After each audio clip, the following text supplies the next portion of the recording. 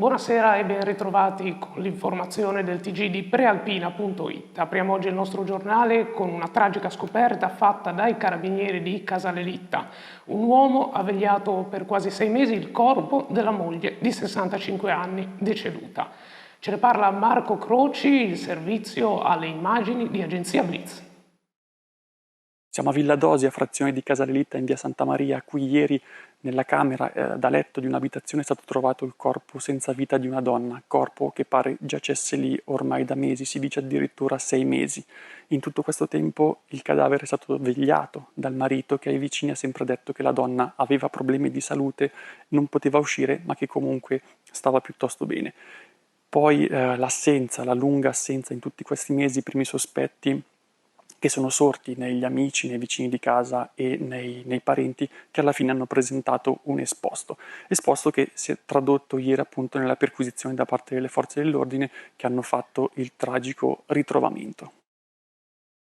E ora andiamo a Varese per l'ultimo saluto a Mattia Vitali, il motociclista di 34 anni, morto mercoledì scorso nello scontro frontale con un'auto al confine tra Varese e Casciago. Questo pomeriggio nella chiesa di San Fermo si sono celebrati i funerali. C'era per noi Massimiliano Martini, le immagini sono di Agenzia Blitz.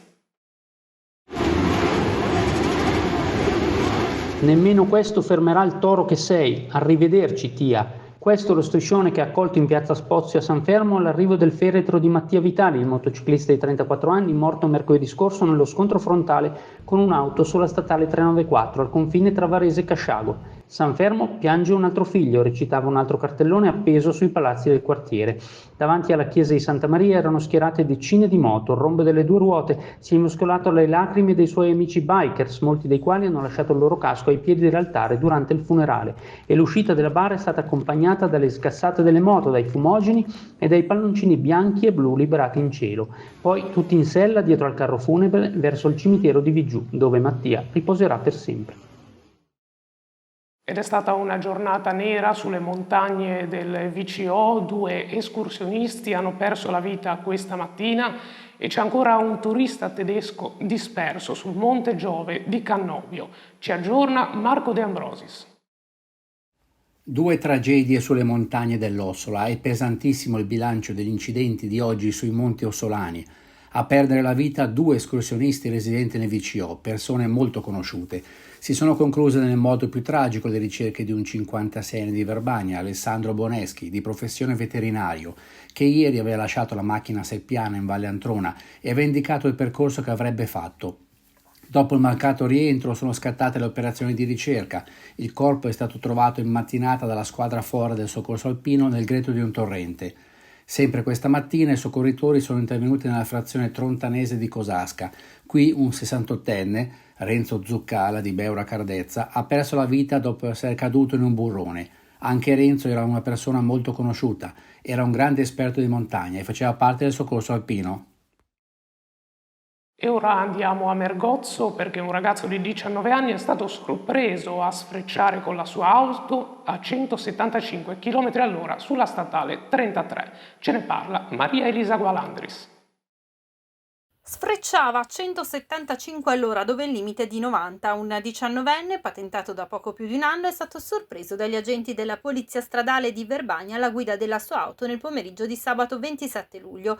Il giovane stava percorrendo la statale 33 nel territorio di Mergozzo quando è stato beccato dalla pattuglia grazie alla TrueCam, il dispositivo che consente la rilevazione della velocità con contestazione immediata delle violazioni. I poliziotti hanno fermato l'auto notificando al ragazzo una sanzione pecuniaria di 845 euro e ritirandogli immediatamente la patente. Il documento di guida sarà sospeso con provvedimento del prefetto e al termine della procedura subirà la decurtazione di 20 punti dei 20 all'attivo, ciò in quanto il giovane è neopatentato. Conseguentemente all'azzeramento totale dei punti sarà costretto a ripetere gli esami per il conseguimento della patente. E torniamo a Varese perché alla Rasa l'asfalto di via Peimonti è in condizioni malconce. Con un'interrogazione il consigliere della Lega Stefano Angei ha chiesto di far luce sulla questione. Sentiamo.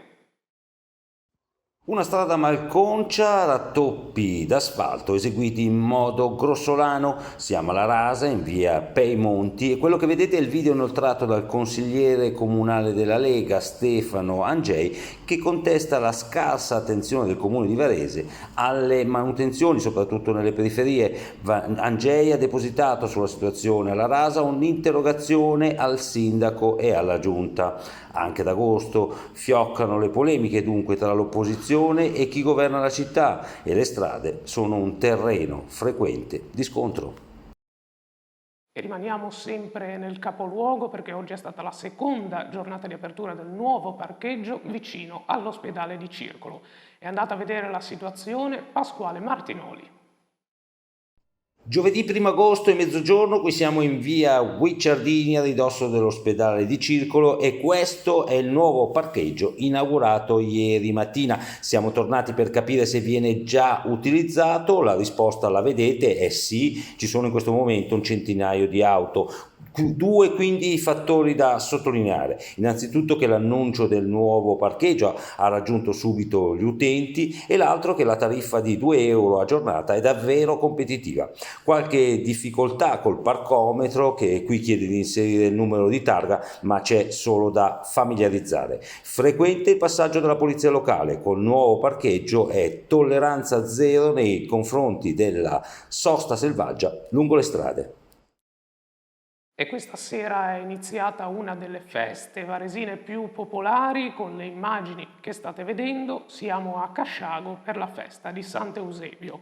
Dopo la tradizionale processione delle barelle e l'incanto, nel pomeriggio alle 23 ci sarà il consueto spettacolo pirotecnico.